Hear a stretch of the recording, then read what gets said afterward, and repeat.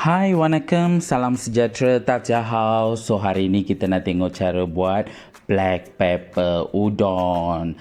Siapa suka makan black pepper udon, cuba komen di komentar nanti.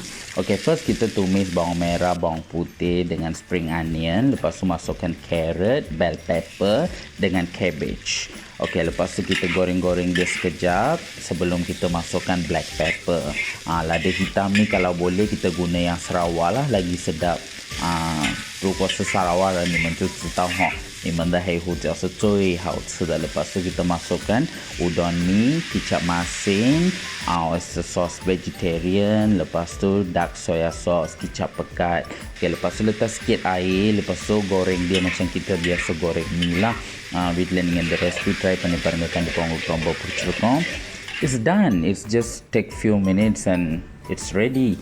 And then before serving, just tabur sikit daun bawang dengan bijan. Dah siap guys, tengok sedap je kan. Cuba dekat rumah, mesti korang pun akan suka.